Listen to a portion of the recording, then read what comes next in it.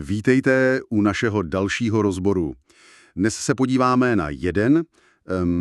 na jeden opravdu fascinující příběh z komunální politiky. Příběh, který se odehrává v obci Nupaky. Přesně tak. Máme tu zápisy ze zastupitelstva, nějaké předvolební materiály a naším úkolem je vlastně zmapovat působení Václava Řezáče. To je člověk, který tu obec přes 30 let vedl jako starosta, stál u jejího zrodu. Jenže po posledních volbách nastal naprosto zásadní zlom. Přesně tak. A tohle, co budeme sledovat, to není jen nějaký suchý přehled hlasování. Je to vlastně příběh o moci, o předání žezla a taky o tom, co se stane, když se nepochybný lídr a symbol obce najednou stane, řekněme, kritikem z druhé řady.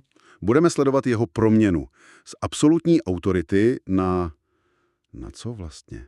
No, na sice pořád respektovaného, ale zároveň velmi ostrého a kritického zastupitele. Je to taková malá případová studie politické transformace. Tak jo. Cílem je pochopit, co ho motivuje, v čem se angažuje a hlavně, kde dochází k těm největším třenicím. Tak pojďme se do toho pustit. Všechno to začíná, a to musím říct, naprostým šokem hned po volbách. Píšeme říjen 2022. Ano. Kandidátka Václava Řezáče, Nupaky rozumem a citem, vyhrává volby. Získá 4 z 9 mandátů, což je nejvíc. Takže jasný vítěz. Jasný vítěz. A on sám jako lídr a ikona obce je prostě absolutní favorit na to, aby pokračoval jako starosta. Ale pak přijde ustavující zasedání. A to je, že to úplně první, to klíčové jednání po volbách. Kde se všechno rozhoduje. Přesně, kde se volí starosta, místostarosta, rozdávají se funkce a tady právě přichází ten první zvrat. Zápis totiž konstatuje, že pan Řezáč, lídr vítězné strany, na tomhle zasedání chybí. Počkat. Takže člověk, co 30 let vede obec, vyhraje volby a pak prostě nepřijde na to nejdůležitější jednání roku. Přesně tak. A jaký byl ten oficiální důvod? No, oficiální důvod, jak stojí v zápisu, je omluvenka z důvodu dovolené. A pozor, dovolené, kterou měl údajně koupenou už od ledna toho roku. Od ledna. To zní, přinejmenším zvláštně. To si umím představit, že to v tom sále muselo vyvolat rozruch. To tedy ano. Zápis zachycuje reakci jednoho z přítomných občanů, který to okomentoval slovy, že ho neúčast lídra vítězné kandidátky jako voliče zaráží. Tomu se nedivím. Cítil se zmatený. Ale to byl jenom začátek. Ta skutečná bomba vybuchla, až když si vzala slovo budoucí starostka Markéta Felsingerová a popsala, jak probíhala povolební vyjednávání. Tak, a co jsme se dozvěděli? Tady se dostáváme k jádru toho počátečního šoku. Z toho jejího projevu, jak ho zapsali, vyplývá několik zásadních věcí. Za prvé, pan Řezáč jí měl na schůzce říct, že chce vykonávat jenom funkci řadového zastupitele. Jenom řadového zastupitele. Ano, a za druhé, a to je ještě důležitější, jednání o koalici se prý úplně zasekla, protože pan Řezáč podle jejich slov přerušil kontakt a přestal reagovat. Takže on nejenom, že nepřišel, ale ještě předtím se vlastně, jak to říct, stáhl z toho vyjednávání. Vypadá to tak. To muselo být pro jeho voliče jako studená sprcha. Dají mu hlas, aby byl starosta a on se rozhodne být jen řadový zastupitel a ještě k tomu přestane komunikovat? Přesně. A ty emoce byly opravdu silné. Další občan to na tom zasedání bez obalu označil za prasárnu vůči voličům. To je docela silný výraz. Je. A člověk si úplně umí představit to ticho, které v té místnosti muselo nastat. Tohle není diplomatický jazyk, to je čistá lidská frustrace. Ukazuje to, jak obrovské bylo to očekávání, že jo? Jasně, kontinuita. Voliči předpokládali kontinuitu a místo toho dostali politický zvrat a spoustu otázek bez odpovědí. Zdroje nám sice neříkají, proč to udělal, jaká byla ta jeho motivace, ale ukazují nám naprosto jasně ty důsledky. Hned na startu je tu obrovská pachuť a nedůvěra. A vlastně si tím připravil půdu pro tu svou novou roli. Vzdal se sice výkonné moci, ale tím, jak to udělal, dal jasně najevo, že nebude jen jedním z 9, bude tím, jehož kroky všichni sledují. Když se pak objevil na dalším zasedání, aby složil ten slib zastupitele, jak definoval tu svoji novou pozici? No, velmi opatrně. Zápis uvádí, že řekl, že bude pomáhat, ale, a to je důležité, výslovně dodal, že pouze na vyžádání. Aha. Chce být jen řadový zastupitel. Ostatní ho sice oslovují s respektem, je to pro ně matador, ale on si zjevně drží odstup. Nechce být vnímán jako nějaký neformální rádce nového vedení. Takže on jim v podstatě říká, jsem tady, mám zkušenosti, ale nebudu vám radit, pokud si o to sami výslovně neřeknete. To je zajímavý postoj. A jak to vypadalo v praxi? No když se podíváme, co tam vlastně dělá, tak on hraje několik různých rolí najednou. A ty se fascinujícím způsobem prolínají. První je role, kterou bych nazvala živá kronika obce. On má tu institucionální paměť. To znamená, že když se objeví nějaký starý problém, tak se všichni otočí na něj. Přesně tak. Máme tu konkrétní příklad. Řeší se nedokončená ulice u vodojemu. Je tam nějaký problém s pozemky, nikdo přesně neví, jak to historicky bylo a zastupitelstvo ho přímo požádá o vyjádření. Protože je jediný, kdo si pamatuje detaily těch dohod. 30 let zkušeností. Nebo když se debatuje o chronickém nedostatku míst v základních školách, tak nová starostka sama zmiňuje, že pan Řezáč se té situaci v minulosti intenzivně věnoval. Jeho znalosti jsou prostě kapitál, který nejde ignorovat. Dobře, takže to je jedna role. Pamětník. Co dál? Druhá rovina je role praktického pomocníka. Tady se naplno projevuje jeho zázemí. Je to člověk od země, sedlák. Když se například plánuje úklid lokality Třešňovka, tak zápis uvádí, že nabídnul pomoc se svou technikou. Takže prostě přijede s traktorem a pomůže. Přesně. Nebo když se řeší údržba zeleně, velmi důrazně apeluje na nutnost permanentní údržby koryta potoka. Varuje před povodněmi z přívalových dešťů. To je pohled člověka, který rozumí krajině, nejenom paragrafům. Tím se vlastně udržuje tu image toho, kdo se umí postarat, kdo umí vzít za práci. Ale pak je tu ještě třetí role, která je z hlediska dynamiky moci možná nejzajímavější. Ano, a to je jeho role dodavatele pro obec. Dodavatele. Z jednoho ze zápisů zjišťujeme, že zastupitelstvo schvaluje smlouvu o zimní údržbě komunikací s firmou inženýr Václav Řezáč. Takže on není jenom poradce a kritik, ale zároveň má s obcí i biznis. To je docela neobvyklá kombinace rolí, ne? Být v opozici a zároveň dodávat služby vedení, které kritizuju. No, v kontextu malé obce to nemusí být vnímáno tak ostře jako ve velké politice. Je možné, že je jediný, kdo má v obci potřebnou techniku a je ochoten to dělat. Ale ta tenze tam bez pochyby je. Ukazuje to na tu obrovskou komplexnost jeho postavení. Jasně.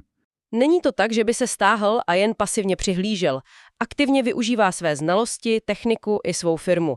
Někdy na vyžádání, jindy z vlastní iniciativy.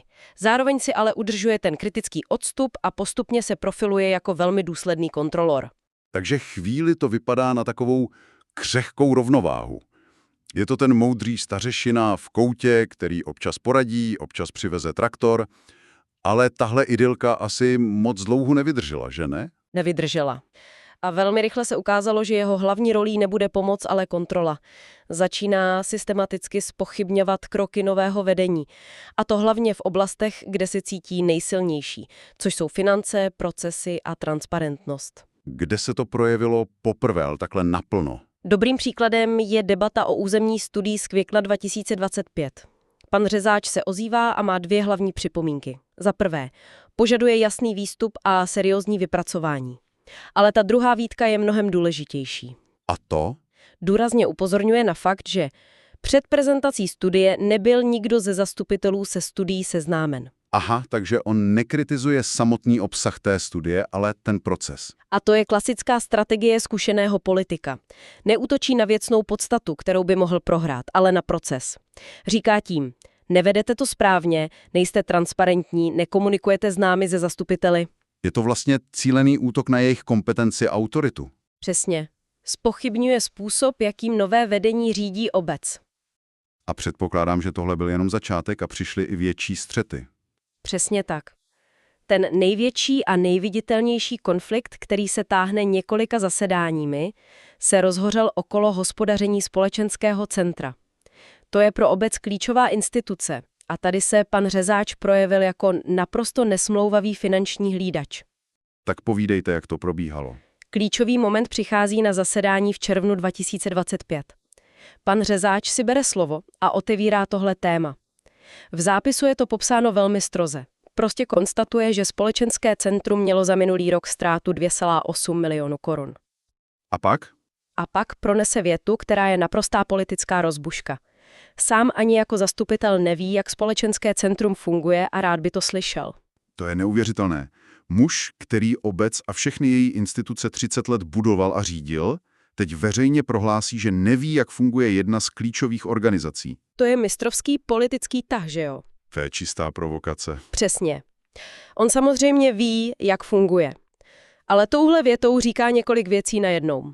Za prvé, nové vedení to řídí tak chaoticky, že tomu nerozumím ani já, zakladatel.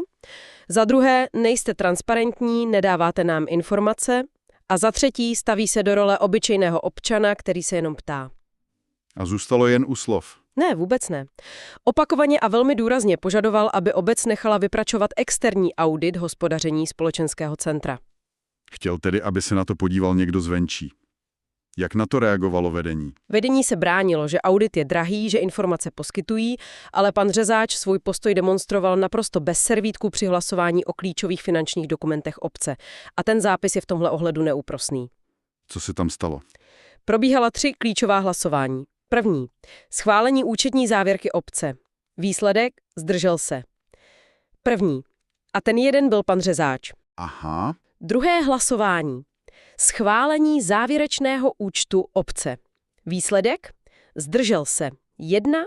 Opět pan Řezáč. Takže ani závěrečný účet. A do třetice.